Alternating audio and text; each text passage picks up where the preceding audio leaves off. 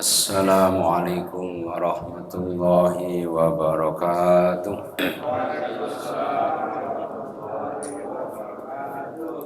Alhamdulillah, alhamdulillahi rabbil alamin, wal aqibatu lil muttaqin, wa la udwana illa 'alal zalimin.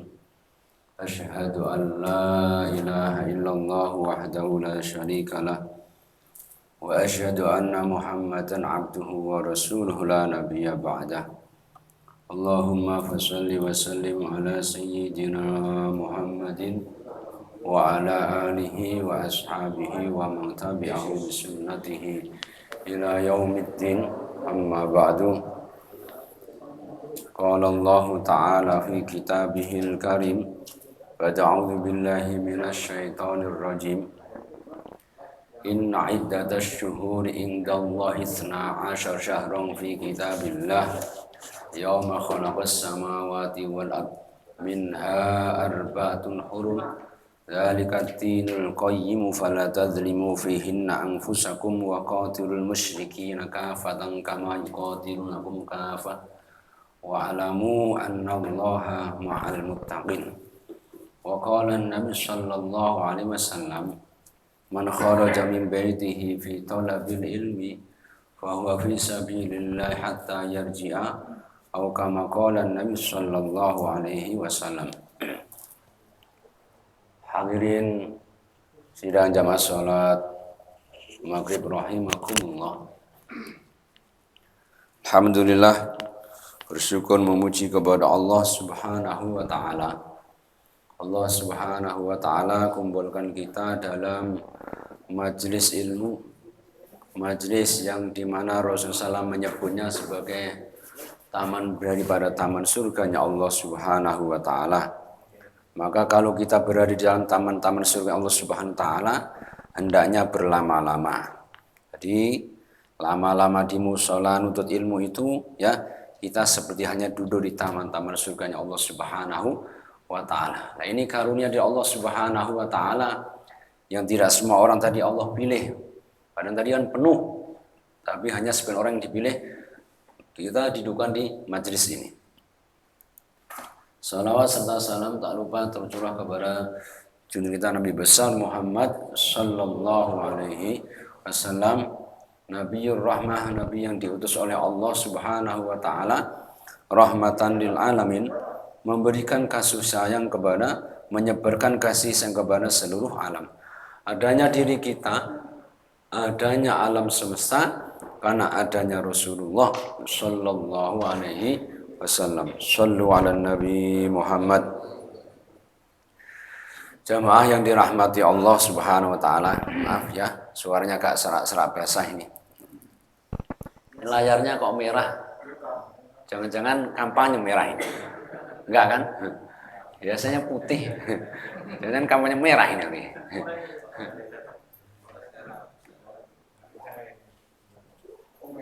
Biasanya kabelnya, Mas.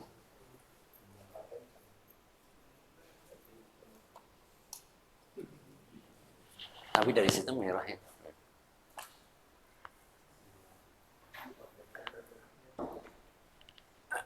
Di dunia ini kadang orang tuh yakin 100% dengan asbab. Ya. Orang yakin 100% dengan asbab. Contohnya, nanti kalau saya nggak kerja makan apa? Padahal urusan makan itu urusannya Allah Subhanahu wa ta'ala. Kita ini kerja, pedagang, bertani, pada hakikatnya hanya menjemput rezeki kita. Rezeki kita sudah Allah tetapkan semenjak dahulu kala. Wa ma min dabatin fil ardi illa 'alallahi rizquha wa ya'lamu mustaqarraha wa mustaudaha kullun fi kitabim mubin. Segala suatu hewan yang melata di atas muka bumi ini, rizkinya dijamin oleh Allah Subhanahu wa ta'ala. Dan Allah Maha di mana setiap binatang tersebut menetapnya. Apalagi kita sebagai hambanya Allah yang beriman kepada Allah Subhanahu wa ta'ala. Maka dunia ada asbab yang belum pasti, ada asbab yang sudah pasti. Asbab yang belum pasti tadi, belum tentu orang dagang itu dapat untung. Kadang dagang malah rugi. Ada karyawan gulung tikar. Sekarang di Cikarang lagi rame itu PT Hung A. 1.500 dirumahkan karena bangkrut. Pabrik ban, ya. Swallow itu kayak Hung A itu, ya. Ban Swallow itu kemarin itu. Itu karena 1.500 gulung tikar. Padahal kan nanti kalau kerja dapat duit, tapi kalau Allah nggak berkehendak ya nggak dapat duit. Itu asbab belum pasti. Ada asbab pasti, yaitu berupa amal-amalan. Ya, maka pada kesempatan ini ya akan kami sampaikan keutamaan surat-surat dan ayat-ayat dalam Al-Qur'an. Yang jelas pertama surat Al-Fatihah.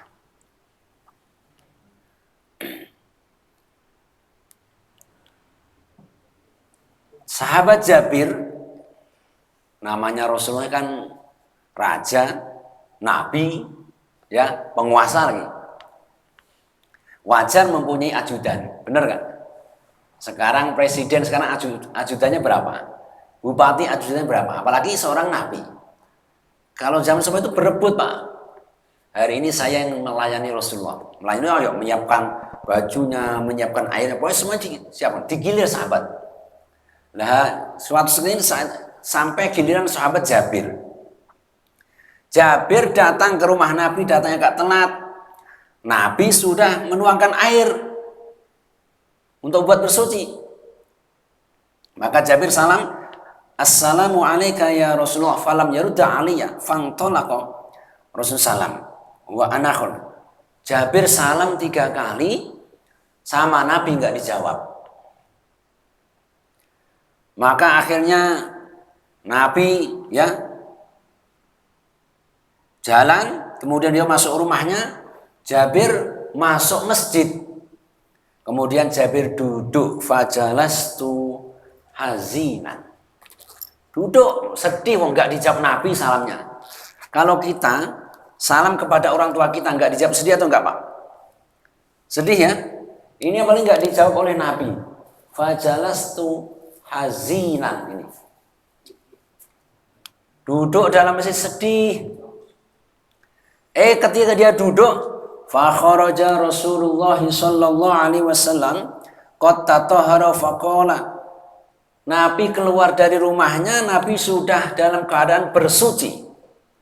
Kemudian baru Nabi alaikassalam warahmatullahi wa alaikassalam warahmatullahi, sampai Nabi jawab salam 3 kali.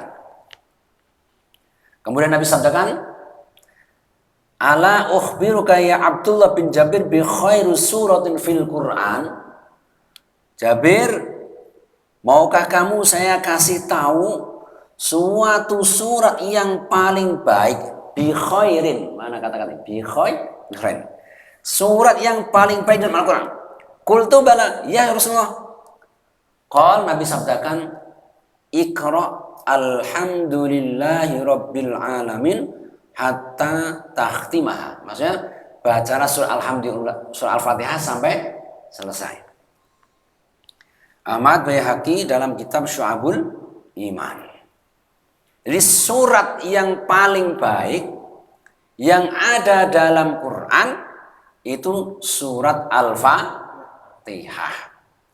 Kalau yang riwayat Imam Bukhari, surat paling agung.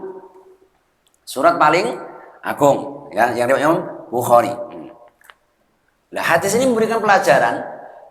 Kadang kan kita sering tadi saya baca setelah doa Al-Fatihah. Kadang kita mau mulai acara Al-Fatihah. Kata-kata Iqra, perintah Nabi ini kepada Jabir, qal Iqra alhamdulillahirabbil alamin hatta takhtim. Perintahnya mutlak atau umum? Perintahnya mutlak atau umum? Boleh dibaca dalam keadaan apa kecuali hal yang sifatnya maksiat. Kita lagi arisan kumpul keluarga dimulai dengan Al-Fatihah, ya boleh. Perintah umumnya ini. Hadis Ibnu Ahmad dan Al-Baihaqi ini. Iqra alhamdulillahirabbil alamin hatta tahtimah. Mungkin setahun yang lalu di Indonesia kan gempar tuh. Ada orang ulama Arab katanya. Siapa? Syekh Hasim Hakim. Syekh Hasim Hakim di suatu acara di Indonesia langsung nggak ada dalilnya baca Fatihah di pertemuan-pertemuan di mana nggak ada. Itu muhdas atau bid'ah. Perintah ini perintah umum. Maka ketika kita baca Al-Fatihah, ketika acara-acara, nggak apa-apa.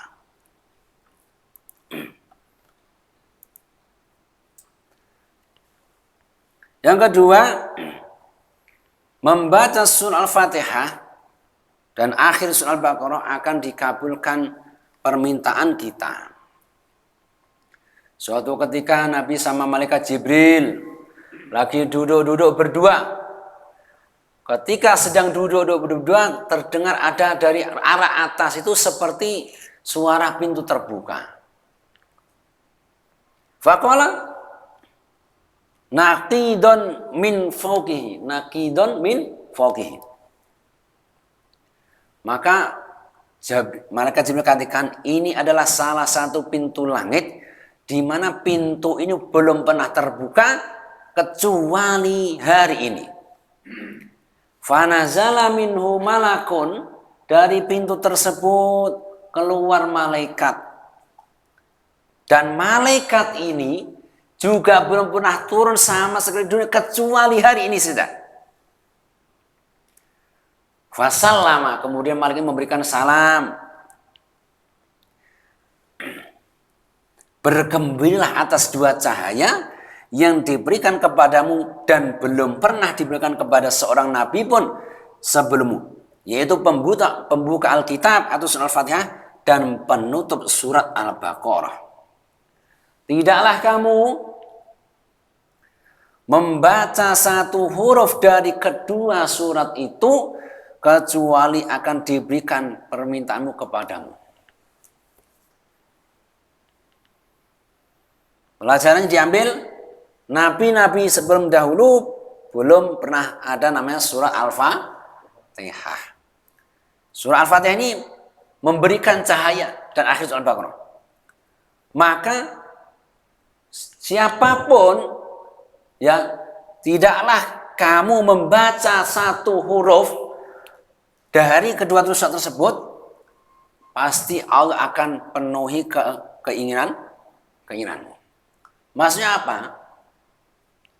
Kalau doa-doa kita agar dikabulkan oleh Allah Subhanahu wa taala, salah satu wasilahnya membaca Al-Fatihah.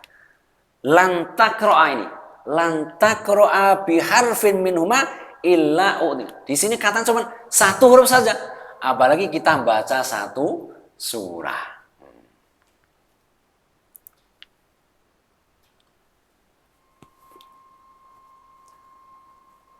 Bila punya hajat, baca surat Al-Fatihah. Wa akhraj Abu Syekh fi Thawab. Imam Abu Syekh dalam kitab Thawab dari Imam Atha berkata, "Idza aradta hajatan faqra bi Fatihatil kitabi hatta takhtimaha tuqda insyaallah." Imam Abu Syekh mengeluarkan dalam kitab Thawab dari Imam Atha berkata, bila kamu mempunyai hajat, maka baca Al-Fatihah sampai selesai, maka insya Allah hajatmu akan dipenuhi. Apalagi majelisnya Habib itu kalau membaca Fatihah berkali-kali Al-Fatihah, Al-Fatihah. Masalah seperti ini masalah khilafiyah. Seumpama ada yang nggak setuju, yang nggak pakai, yang nggak apa-apa. Ya, karena Islam itu luas. Ya, semua dia nggak sepakat, nggak mau, nggak pakai Al-Fatihah, ya nggak apa-apa. Yang penting yang tidak memakai ya Al-Fatihah tidak menyalahkan ya orang yang memakai. Ya, nah Islam itu luas ya, karena orang ini kan pemahamannya macam-macam. Dan termasuk saya pun nggak bisa memaksa kepada bapak-bapak yang nggak mau baca Fatihah, nggak apa-apa. Ya, Islam itu nggak perlu ya hanya karena furu'iyah terus kita berantem. Jadi kalau kita punya hajat, baca Al-Fatihah. Dan iblis itu 3 kali nangis terseduh-seduh. Nangis yang pertama iblis atau setan itu nangis yang isinya kalau kayak anak kecil tuh. Nangisnya geruh-geruh, kalau Jawanya seperti itu ya. Pertama ketika dia diturunkan dari surga, itu iblis nangis. Yang kedua, iblis nangis terseduh-seduh. Ya, nyesel bener ketika diturunkan surat Al-Fatihah. Ketika diturunkan surat iblis nangis. Ya, karena saking dahsyatnya surat Al-Fatihah. Jangan sampai kita ini dibacain Al-Fatihah kabur, ntar dibilang temannya iblis nanti, ya. Karena iblis ketika di surah Al-Fatihah itu dia nangis, ya, teriak-teriak.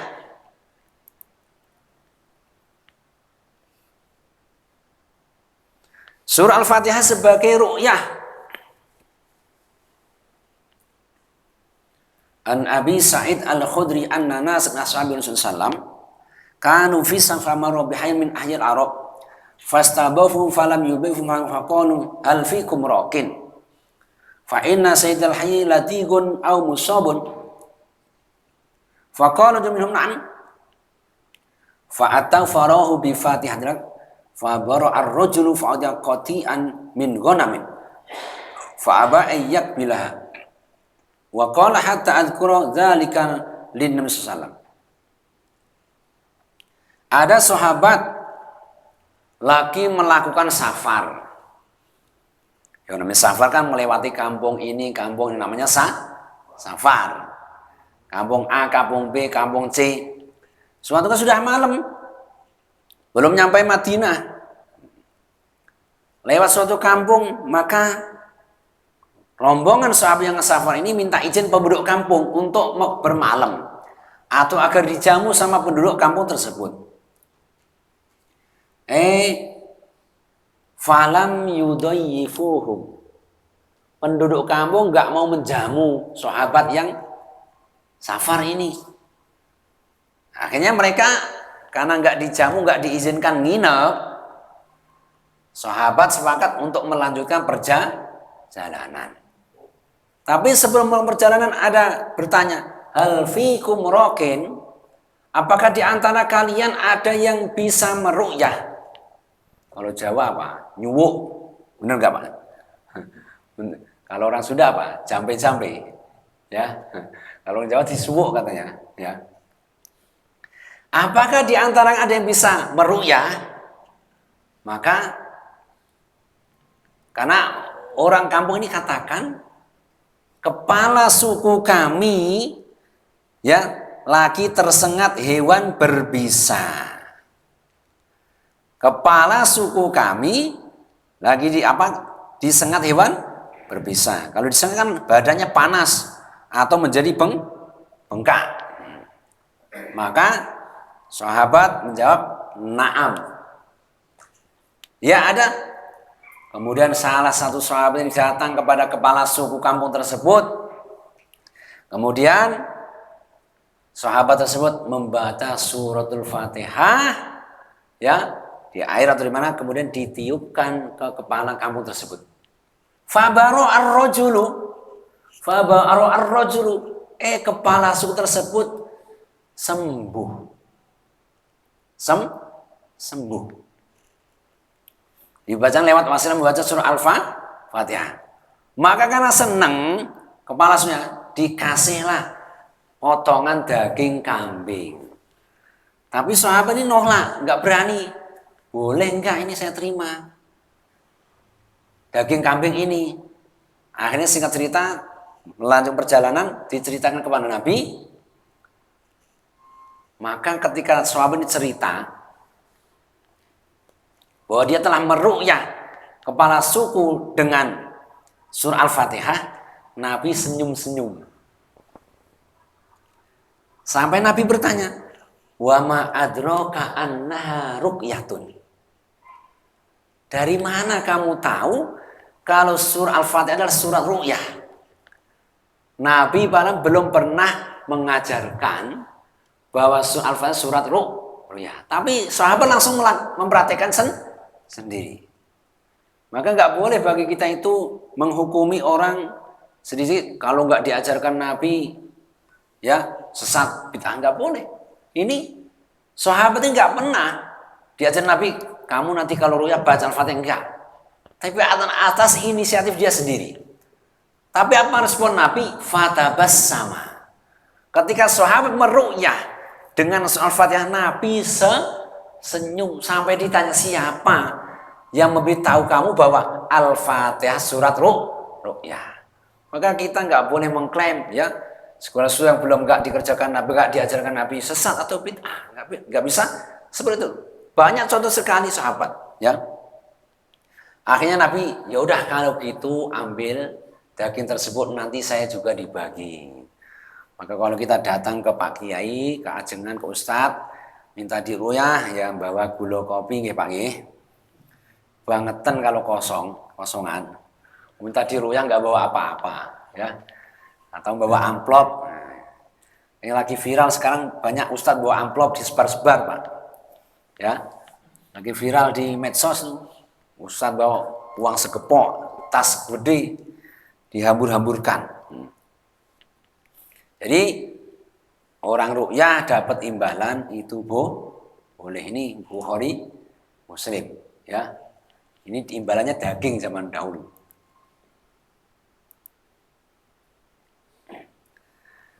Cinta surat Al-Ikhlas menyebabkan masuk surga.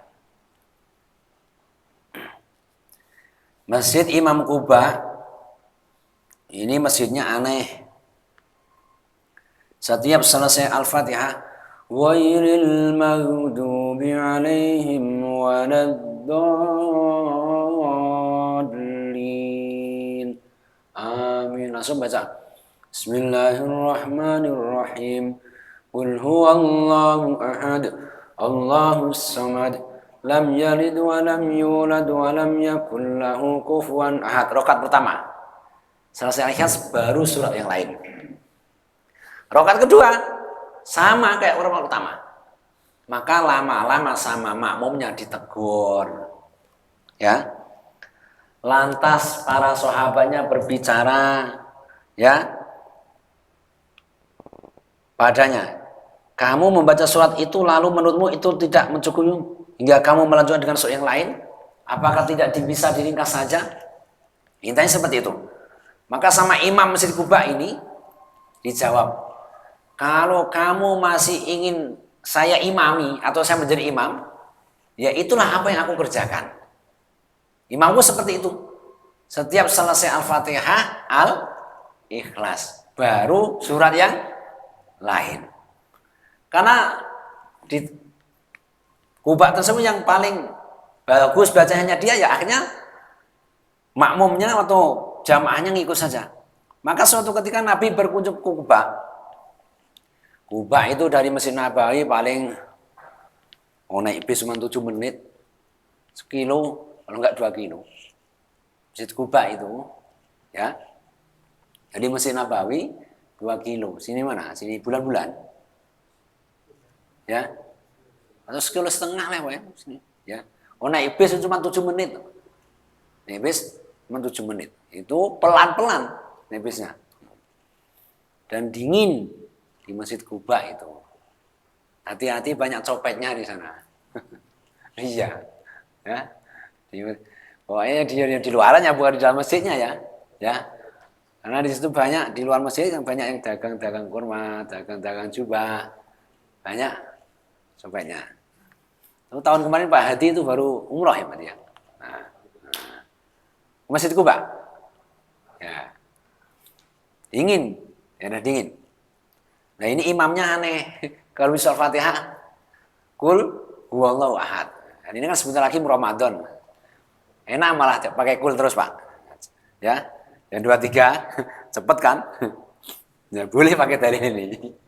Bacanya nanti Al-Ikhlas, terus ya. Maka ditegur sama Nabi, kenapa kamu nggak ngikutin keinginan makmum kamu? Bacanya satu surat saja. Kalau Al-Ikhlas ikhlas saja, kalau surat lain saja, nggak perlu digabung-gabung. Maka dijawab oleh Nabi, ya, ya Rasulullah, inni uhibbuha. Faqala Rasulullah, inna hubbaha adkhalakal jannah. Wahai imam, kenapa kamu? Maka imam ini katakan, saya mencintai surat Al-Ikhlas. Karena cintamu kepada surat Al-Ikhlas akan menyebabkan kamu masuk surganya Allah Subhanahu wa ta'ala. Gimana Pak? Nanti Ramadan pakai Al-Ikhlas terus. Ya? Cepat selesai kan yang 23 loh ya. Kalau yang 11 ya jangan lah, kebangetan. Sudah 11 kok pakai surat pendek. Yang 23 ya. Kan senang kalau udah sepuh biasanya. Bukhari 741. Jadi ini Imam Kuba ini, Imam si Kuba ini sama Nabi nggak pernah diajarin. Nabi nggak pernah mencontohkan kalau habis Al-Fatihah rakaat pertama rakaat kedua baca Ikhlas terus surat, nggak pernah. Apakah terus Nabi menvonis dia, kamu nggak pernah saya ajarin, ngapain? Nanti enggak, Nabi nggak mengklaim seperti itu. Ya. Nabi apa? Cintamu kepada surat Ikhlas akan masuk surga Allah Subhanahu wa ta'ala. Jadi sama pelajarannya. Tidak sesuatu yang tidak diajarkan Nabi itu berarti ya bid'ah atau sesat. Maka kita itu harus bijak di dalam masalah khilafiyah. Kita ini Tuhan kita sama, Nabi kita sama, hanya karena furu'iyah terus nggak mau tegur sapa. Itu yang salah. Yang 11 monggo, 23 monggo.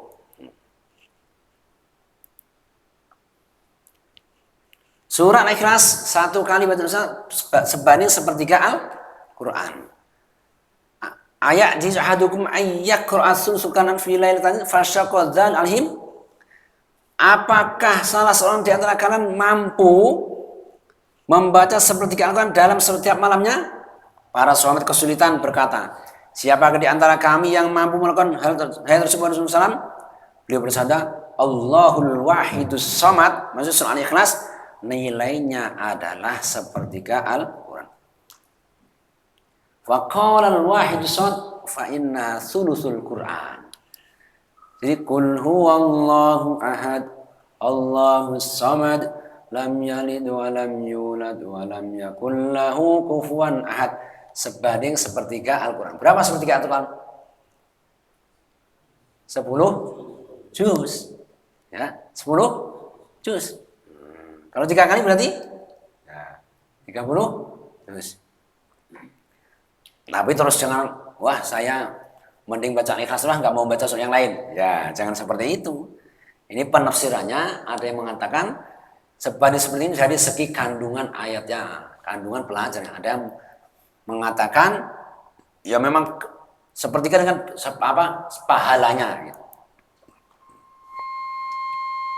Baca 10 kali Ikhlas akan dibangunkan satu istana di surga. Kalau kita baca 10 kali, satu istana di surga. Baca 20 kali, maka 2 istana. Baca 30 kali, 3 istana di surga. Maka Sayyidina Umar nyeletuk. Faqala Umar bin Khattab, idzan la astaksiru. Ya Rasulullah, jikalau begitu saya akan baca lebih banyak lagi. Maka Nabi jawab, Allahu awsa'u min dzalik. Allah lebih luas kekayaannya dari itu. Kalau kita baca seumpama tadi kan 30 dapat 3 istana. Saya mau baca 35 Pak Ustadz. Ya udah, istananya dihub. Karena Allah Maha luas kekayaannya. Dari Mi Ahmad,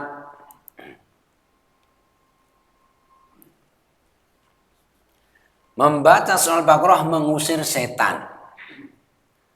Janganlah jadikan rumah-rumah kan la taj'alu buyutakum maqabira fa inna syaitana yaghfirul bait alladzi tuqra fi suratul Baqarah.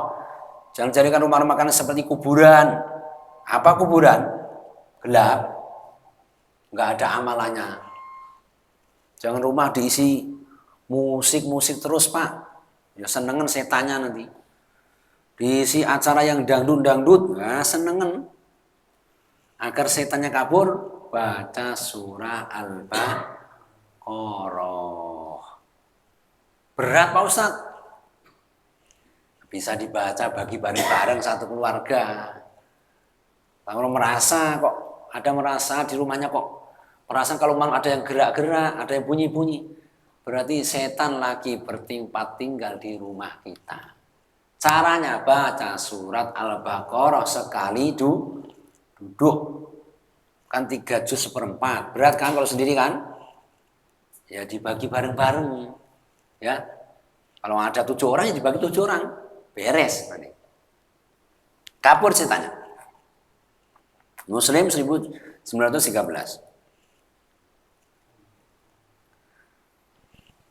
Membaca akhir surah Al-Baqarah akan tercukupi keperluannya. Mana akhir surah Al-Baqarah? Dari amanar rasulu bima unzila ilaihi min rabbih wal mu'minun. Kullun amana billahi wa malaikatihi wa kutubihi wa rusulihi. La nufarriqu baina ahadin min rusuli wa qalu sami'na wa ata'na ghufranaka rabbana wa ilaikal masir.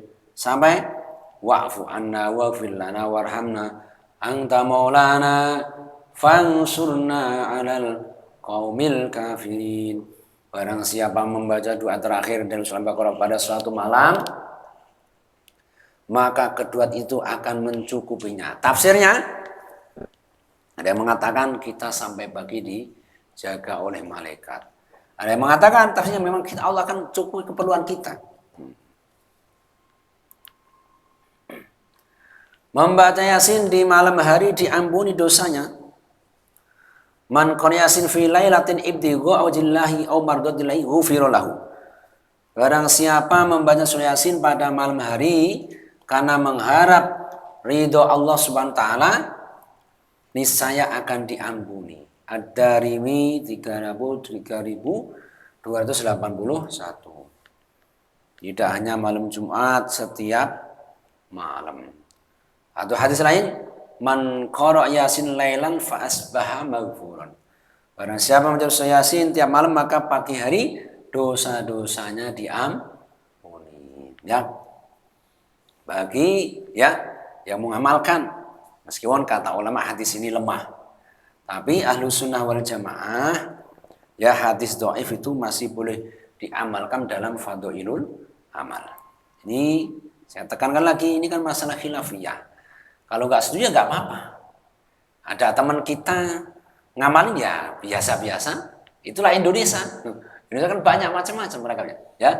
Jadi yang nggak mau ngamalin ya nggak perlu nyalahin yang ngamalin. Man qara'a Yasin fi lailatil jum'ati ghufira lahu. Barang siapa membaca surah Yasin dengan harmun Allah Subhanahu wa taala pada malam Jumat, maka diampuni dosa-dosanya. Ini yang khusus malam Jumat. At-Targhib wa Tarhib hadis min Asfihani.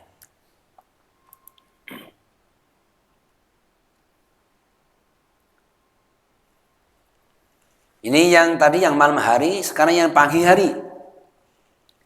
An Atha bin Abi Rabbah balaghani an sallam qol man qara Yasin fi sadrina hari hujiyat hawan.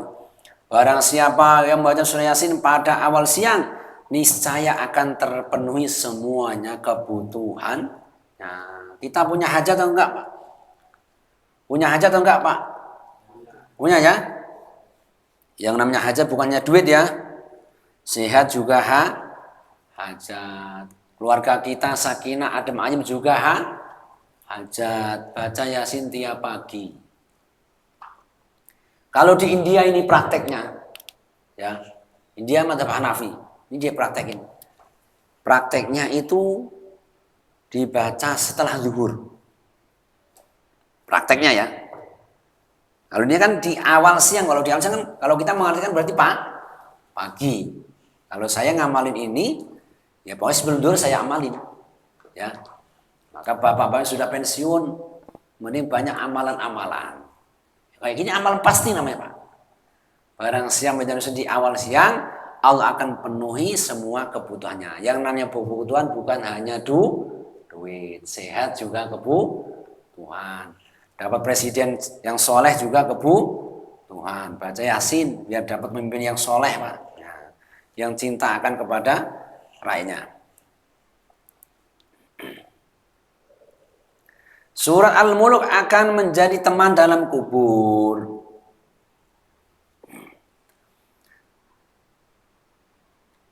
Sami'tu Murrah yaqulu utiya rajul fi qawli fa utiya janib qabli fa ja'alat surat min Qur'an salasun ayat tujad anhu hatta qol fa nadhanna ana wa mashalam najid fil Qur'an suratan illa tabarakalladzi. Ada seorang dimasukkan ke dalam kuburnya. Lalu ia ditemui dari sisi kuburnya. Ternyata sebuah surat dari Al-Quran yang berjumlah 30 ayat membelanya.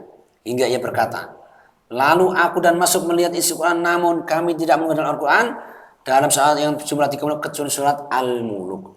Jadi kalau kita istiqomah baca soal Al-Muluk Pak, surah Al-Muluk nanti akan menemani kita di kubur alam barzah sampai hari kiamat. Cuman 30 ayat paling 5 menit ya Mas Ali. Tabarakalladzi biyadihil mulku wa huwa ala kulli syai'in qadir sampai bima'in ma'in. Alhamdulillah saya sudah, ini bukan riak ya, ngasih motivasi kepada sampean saja. Saya sudah mulai 2010 ngamalin. Baca Yasin kalau pagi, baca Waqiah kalau malam, baca Al-Muluk kalau malam, baca saja kalau malam. Dibaca sudah mulai tahun 2010. Namanya yakin dengan amal, ya. Kalau kita nggak yakin gimana? Oh ini sabda Nabi, masa kita nggak yakin? Surah Al-Muluk akan menyelamatkan dari siksa kubur. Fadilah yang pertama tadi, hadis yang pertama tadi, fadilahnya akan menjadi teman kita di kubur. Yang fadilah yang kedua akan menyelamatkan dari siksa kubur. Ceritanya sahabat lagi kemah, tahu kemah? Dirikan tenda. Malam-malam, nggak taunya yang dirikan tenda itu adalah kuburan. Kuburan. Tapi di antara sekian banyak sahabat, ada yang sudah pada berdiri tendanya, ada salah sahabat membaca surah Al-Muluk, ya di atas kuburan, nggak tahu. Maka keesokan harinya mereka tahu kalau ini kuburan, maka bilang kepada Nabi.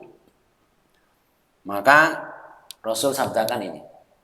Rasul SAW bersabda, dia adalah penghalang. Dia adalah penyelamat yang menyelamatkan dari siksa kubur. Jadi istiqomah baca surah Al-Muluk. Nabi nggak akan tidur sebelum baca surah Al-Muluk. Hadis yang lain bunyinya seperti itu. Nabi tidak akan tidur sebelum baca surah Al-Muluk. Jangan nyampe rumah Isya langsung nonton TV. Nah, ya nanti berat. Tirmidzi 2815. Ayat kursi ayat paling agung dalam Al-Quran. Kalau surat paling agung, surat paling baik ini surat Al-Fatihah. Ya. Tapi kalau ayat yang paling agung, ayat kursi. Ini sahabat Abu Muda ditanya oleh Nabi. Ayat manakah dari kitabnya Allah yang menurut kamu lebih agung? Maka sahabat malu, Allah dan Rasulnya lebih mampu. Maka ditanya lagi oleh Nabi. Karena Nabi nanya berkali-kali, maka sama Abu Muda dikatakan, yaitu ayat Allahu la ilaha illa wal hayyul qayyum. Kemudian Nabi menepuk dadaku selama berkata, demi Allah semoga dipenuhi dengan ilmu, wahai Abu Muda. Muslim 1921. Istiqomah baca kursi setelah sholat fardu sebab masuk surga. Tadi Bapak pada baca nggak Pak? Imam masuk nggak baca sendiri. Kalau saya baca sendiri. Kalau di masjid saya biasa sampai ayat kursi, ya. Karena tadi kan ini mau taklim, ya. Iring kesingkatnya karena kan sifatnya sunnah, ya. Barang siapa membaca ayat kursi tiap selesai sholat fardu, maka tidak ada penghalang bagi dirinya untuk masuk surga kecuali kematian. Nggak ada penghalang Pak antara dirinya surga kecuali mati. Mati tahu tuh masuk surga. Nggak temu alam barzah, nggak ketemu alam ba'as, nggak ketemu alam mahsyar, nggak ketemu alam hisab, nggak ketemu alam mizan, nggak ketemu alam sirat, nggak ketemu alam surga neraka. Mati tahu-tahu masuk surga. Nasai dan Ibnu Hibban. Tapi istiqomah ya. Setiap selesai sholat fardu. Imamnya baca nggak baca, tetap baca. Tadi saya baca sendiri juga. Nggak ada semenit Pak. Allahu la ilaha illa wal hayyul qayyum. La ta'khudhuhu sinatun wa la nawm. Lahu ma fis samawati wa ma fil ard. Ma dzal ladzi yashhadu illa bi idzni. Ya'lamu ma bayna aydihim wa ma khalfahum. Wa la yuhituna bi syai'in min ilmihi illa bima syaa. Wasi'a kursiyyus samawati wal ardi wa la ya'uduhu hifdhuhuma. Wa huwal aliyyul azim. Enggak ada semenit. Balasannya masuk surga. Maka kalau habis sholat jangan buru-buru kabur. Ada orang selesai sholat maunya kabur dulu. Datang belakangan, pergi paling awal. Kalau dijawab bunyinya begini, matko lancing. Komat teko, salam pelencing gitu. Dijawab seperti dulu saya diajarin kiai saya gitu. Matko, komat datang, salam langsung pulang. Nah, ya zikir dulu Pak. Fungsi zikir setelah sholat apa sih? Kalau Bapak makan nggak pakai garam gimana rasanya? Kita makan nggak pakai garam gimana? Hambar ya? Setelah sholat kalau nggak zikir. Itu, ulama seperti itu katanya. Membaca surah Al-Kahfi di malam Jumat atau hari Jumat. Karena sebelum surah Al-Kahfi pada hari Jumat, dia akan disinari cahaya di antara dua Jumat.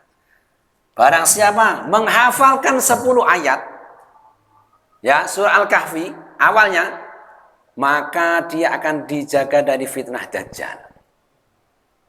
10 ayat Pak, sampai Rasyada, ya.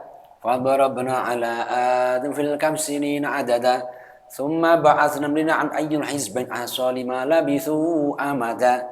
Tiap malam Jumat baca, kalau nggak sanggup satu surat fullnya berat, 6 lembar surat Kahfi itu. Baca 10 ayat saja. Baca 10 ayat agar kita selamat dari fitnah Dajjal. Kenapa? Dajjal ini Pak, pasti nanti kita semuanya ini ya, kalau nggak punya amalan ya bisa ketarik Dajjal gitu. Maka hati-hati dengan fitnah Dajjal. Baca Al-Mu'awwidzatain. Nabi sebelum turun surah Al-Mu'awwidzatain ini baca doa bermacam-macam. Tapi ketika sudah turun surah Al-Mu'awwidzatain, Nabi yang dibaca doa perlindungan hanya 2 surat ini saja. Ini ceritanya Nabi disantet, disihir oleh Yahudi. Nabi sampai seminggu sakit. Dikasih tahu Jibril, kamu disantet oleh Yahudi. Maka turun surat Al-Mu'awwidzatain. Al-Falaq, baca pagi dan sore surat perlindungan. Terakhir, agar kita nggak jatuh miskin, bacalah surat Al-Waqiah tiap malam. Tiap malam. Meskipun ya ini hadisnya lemah ya. Yang Ibnu Mas'ud ketika sakit keras didatangi oleh Sayyidina Utsman. Wahai Ibu Abdullah bin Mas'ud, anakmu kan perempuan. Tulis kebutuhanmu berapa sebulan, nanti saya ambilkan dari ya Baitul Mal. Maka apakah kamu lupa dengan satu surah? Barang siapa membaca surah tiap malam, maka tidak akan menderita kemiskinan selama-lamanya. Tapi kalau di Indonesia miskin itu dipelihara Pak, bisa jadi komoditas setiap 5 tahun sekali. Sekarang kan dijual tuh, Ini bansos dari siapa, bansos dari siapa. Semoga Allah Subhanahu wa taala berikan kekuatan kepada diri kita untuk mengamalkan dan menyampaikan. Ini yang saya sampaikan tadi, kita ini sifatnya furu'iyah. Yang setuju monggo, enggak setuju monggo. Kita ini sama-sama umatnya Rasulullah, Tuhannya tidak saling menyalahkan. Subhanakallahumma bihamdika asyhadu an la ilaha illa anta astaghfiruka wa atubu ilaik. Wassalamualaikum warahmatullahi wabarakatuh.